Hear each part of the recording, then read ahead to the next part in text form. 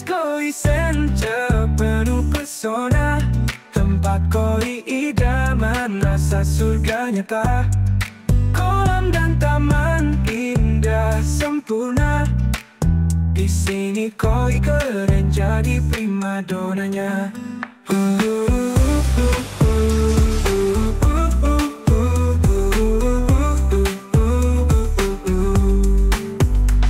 Gemercik air temani suasana. Ikan koi berenang penuh gaya. Jasa pembuatan taman luar biasa, serasa mimpi di dunia nyata. Bless Koi Center penuh pesona, tempat koi idaman, rasa surga nyata.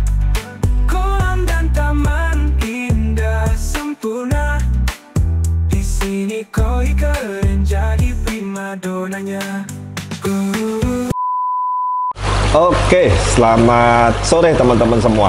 Nah, ini adalah satu momentum yang paling ditunggu-tunggu, baik kami sebagai pond builder ataupun customer sebagai penikmat nantinya di sebuah rumah atau tempat. Jadi untuk di tahun ini adalah karya kita, karya Bless Koi Center Semarang yang ke-9 yang kita sudah selesaikan. Dengan sebuah kolam dengan tema natural, dengan landscape Japanese modern, dan ada di sampingnya dry garden dengan tema Japanese modern juga, seperti itu teman-teman. Nah, pada sore hari ini mumpung momennya juga tepat, jadi tadi awal kalau Noval dan teman-teman ya, kita nanti akan sharing videonya juga. Ikan berangkat dari Semarang, saat ini totalnya 22 ekor. Rencananya nanti di sini 27 ekor rencananya. Jadi masih kurang 5, cuman beliau masih belum ada yang cocok lagi, sambil nanti kita cariin beberapa ikan lagi. Tapi intinya di sini ini populasinya nantinya adalah 27 ekor. Saat ini baru 22. Nah, bagaimana proses aklamasi atau proses apa sih istilahnya, ngapung-ngapungin di air, pelepasan ikan. Kemudian ikan awal waktu itu masih di dasar semua, masih banyak yang belum aktif. Ini sekarang sudah mending sekali ya, sudah aktif. Kita saksikan dulu melalui cuplikan video berikut ini.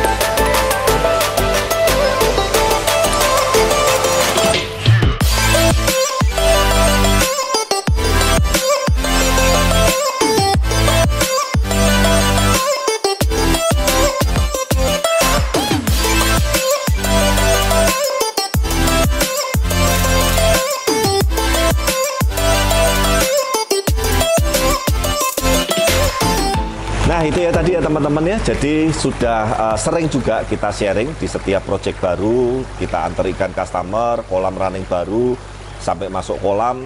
Video sebelumnya juga kita udah sharing juga running kolam yang baru, hal-hal apa yang harus dilakukan. Nah, saat ini kita kepengen sharing kenapa sih kolam baru dan ikan koi baru ada beberapa hal yang agak beberapa orang ini atau customer yang baru ya, sebetulnya karena mungkin saking sayangnya ya atau khawatir, kita nanti akan sharing melalui video ini. Nah, yang pertama teman-teman, biasanya gejalanya sekali lagi, air meskipun sudah bening, sudah kinclong sekali, kamu lihat nih, kena pantulan sinar, beningnya sampai tembus ke dasar. Padahal ini kedalaman 125-an lebih lah. Ya 125 lah ya, kurang lebih ya. Mungkin kemarin saya lupa, tapi intinya kayaknya 1,25 ini lebih cukup dalam untuk standar ikan koi. Jadi memang untuk ikan koi ini disarankan minimal kedalaman 1 meter untuk demi perkembangan growth, dan enaknya dilihat itu juga di kedalaman minimal 1 meter. Ini 1,25 sudah terpenuhi. Nah, di awal-awal biasanya ikan ini banyak cenderung pasif. Dicatat ya, nomor 1 biasanya ikan baru masuk di kolam baru itu biasanya pasif. Dalam artian pasif tuh banyak diemnya, baik di dasar ataupun di tengah, ataupun di atas. Intinya dia masih adaptasi. Ya, yang pertama itu pasif. Nah, yang kedua yang paling agak mengkhawatirkan dan kita juga harus agak ekstra ngawasin dulu, flashing loncat ke permukaan air, atau istilahnya kalau penghobi-penghobi itu banyak sering sebut bilangnya lompat lomba-lomba. Ya, tadi ada satu ya pas nggak ke shoot kamera, tapi biasanya flashing ceples ke atas, cepres sampai loncat. Nah, kadang dikhawatirkan loncatnya itu keluar ke kolam. Kalau nggak ketahuan kan bisa menyebabkan mati. Ya, jadi yang pertama biasanya gejala awalnya ikan itu pasif, tidak banyak bergerak. Yang kedua terjadi flashing atau loncat ke permukaan, atau kadang ngambil oksigen.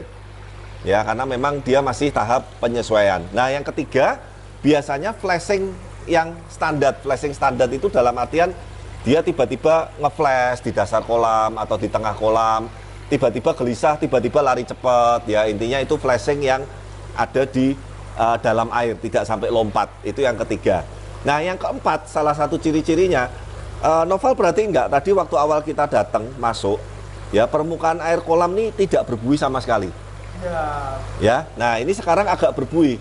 Itu juga wajar teman-teman, jangan stres, karena biasanya ikan yang baru masuk, dan ingat, air kolam baru ini meskipun sudah bening, sudah celing, tapi belum sehat. Makanya belum kita saranin untuk makan. Koinya itu makin, produksi lendirnya makin banyak. Makanya ini agak tadi owner beliau juga ngomong kok agak bau amis ya kok adik. Iya, karena lendirnya di awal-awal tuh kalau ikan stres itu dia ngeluarin lendir produksinya lebih banyak. Nah, produksi lendir yang banyak itu kena dengan gelembung aerator seperti ini, kena air terjun seperti ini, tuh di shoot yang dia terjun tuh Pak. Itu tuh gejala ikan stres tuh. Kayak begitu tuh. Ya, tuh. Ya, kalau yang itu nyari makan, dia notolin lumut-lumut. Nah, balik lagi yang keempat, buih atau permukaan air yang agak berbuih ini juga wajar teman-teman. Karena memang tadi yang saya bilang, ikan koi itu kalau kondisi stres dia mengeluarkan buih yang berlebih. Nah, yang terakhir yang kelima, ikannya ini masih takut-takut. Jadi biasanya ikan koi kalau yang sudah mapan, apalagi yang sudah di kolam sampai 6 bulan ke atas lebih dengan ukuran tertentu dan populasi tertentu. Ingat, kemarin ada satu customer kita di Pemalang juga nanya, Pak, ikan saya kok takut kalau lihat orang didatengin malah lari seperti itu. Nah, itu sebetulnya karena salah satunya faktor populasi. Jadi koi itu adalah tipe ikan air tawar yang berkoloni. Artinya jumlahnya kalau semakin ramai, semakin banyak, dia mentalnya makin bagus. Tapi ya jangan keramaian kayak pasar ya. Kadang saya ngelihat beberapa kolam, saya nggak tahu tuh cara menikmatinya gimana.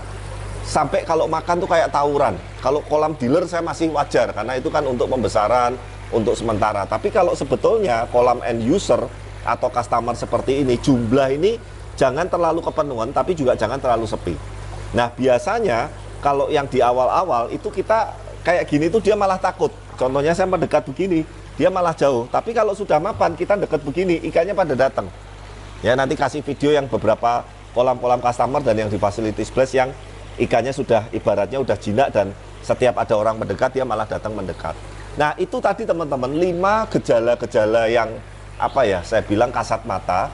Sebetulnya buat teman-teman yang amatir, newbie ataupun yang sudah senior, patokan-patokan ini semoga bisa bermanfaat. Nggak perlu kok sampai cek air terlalu detail atau apa ya, apa-apa juga sih kalau yang mau dilakuin pakai tes alat parameter air. Tapi intinya itu adalah 5 gejala-gejala awal yang akan terjadi di sebuah running kolam baru dan ikan koinya yang masuk baru juga.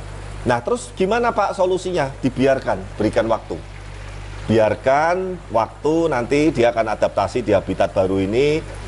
Filter yang saya duduin ini, Val, kamu shoot, yang saya duduin ini di bawah, kita setting ala tatami Japanese ya. Jadi biar unsur Japanisnya juga masih kental. Ya, filternya saya juga menempatkan ini supaya ibaratnya maintainnya pun nantinya gampang. Itu intinya ini juga butuh waktu, meskipun speknya premium, nanti videonya spek filternya, medianya dan lain tolong ditampilin juga. Tapi dia juga butuh waktu untuk bakteri-bakteri positif yang dibutuhkan ekosistem ini untuk jangka panjangnya, untuk berkembangnya juga butuh waktu. Nah, itu tadi ya teman-teman ya. Nah, ini tapi sudah better banget sih, udah mulai naik ke atas. Kamu lihat ya, sudah mulai cari, ada yang mulai kan air batu, kalau kena air terus lama-lama kan tumbuh lumut, lumut alami ya. Lumut alami, kalau yang ini lumut sintetis ya. Tapi kalau teman-teman yang nggak sadar, ini seperti asli ya, tapi ini sintetis.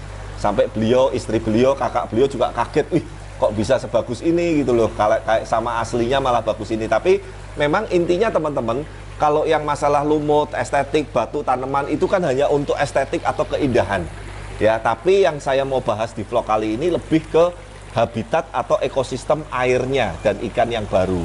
Sekali lagi, jangan buru-buru, jangan langsung dikasih makan, apalagi langsung dipuspakan. Dan ingat teman-teman, tadi kenapa kok kita dari blast langsung masuk kolam semua? Kira-kira kenapa, Pak? Satu sumber, dan ini kolam masih netral. Ingat, karena belum ada ikan. Kalau sudah ada ikannya begini, next ambil ikan dari blast pun, memang kalau langsung masuk kolam pun saya agak pede, karena sumbernya sama. Tapi tetap sebaiknya dikarantina terlebih dahulu supaya aman, apalagi kalau beda sumber. Ingat teman-teman, sekali lagi saya tidak pernah melarang, boleh dicek ya, customer memang beberapa yang akhirnya full ikannya dari kita, ambil ikan dari kita, itu karena memang mungkin beliau memilih ya biar sekalian lah, nggak repot-repot, nggak usah milih ikan dari tempat A, tempat B, tempat C, dealer A, dealer B, dealer C. Memang itu kalau berbeda-beda dealer, nanti karantinanya dan penstabilannya sebelum masuk kolam itu agak lebih ribet. Jadi pesan saya teman-teman, yang aliran-aliran koboi, ikan baru, cuma di PK langsung masuk kolam, tetap ada pasti, nggak apa-apa, itu sah. Intinya setiap orang punya feeling, punya kemantepan masing-masing. Nanti jangan dianggap, wih katanya blast itu salah, enggak ya. Tapi kalau saya ya, dan itu ajaran senior saya, dan itu kiblatnya dari Jepang juga, sebaiknya setelah ada ikan atau ada habitat di kolam ini, ikan berikutnya sebaiknya karantina dulu, seperti itu. Nah, semoga video ini bisa memberikan wawasan, wacana. Jadi buat teman-teman yang mungkin kolamnya belum tentu buat sama blast, ngalamin case seperti ini, ngalamin hal seperti ini, santai, jangan panik. Intinya teman-teman, berikan waktu, sabar, dan tetap puasa, jangan dikasih makan dulu sampai beberapa hari ke depan. Biarin ikannya lebih kurus dikit, agak kurus dikit, tapi yang penting sehat, aman, dan jangka panjang. Daripada buru-buru dikasih makan langsung, ekosistem belum siap, filter belum siap, ikan baru juga adaptasinya belum maksimal, malah jadi masalah, sakit, amit-amit sampai mati, itu akan sangat lebih disayangkan. Nah, demikian teman-teman, project ke-9, kolam natural Japanese, modern dengan landscape Japanese dan Grey Garden. Semoga bisa mengedukasi, menginspirasi, dan bermanfaat. Dan terima kasih untuk dukungan supportnya. Terima kasih yang sebesar-besarnya juga untuk customer yang sudah mempercayakan pembuatan kolam, ikan koinya, tamannya, landscape-nya, dan segala macam ke Blast Group. Dan terima kasih ya, beliau juga saya lega, sangat suka dan happy sekali. Semoga nanti ke depan kita di Kota Pekalongan dan sekitarnya bisa berkarya lagi untuk karya-karya yang mungkin berbeda dan yang unik lagi. Yang pasti teman-teman, terima kasih untuk semua support, dukungannya. Jangan lupa dukung terus channel kami, like, comment, subscribe, dan see you di video-video berikutnya. Bye-bye.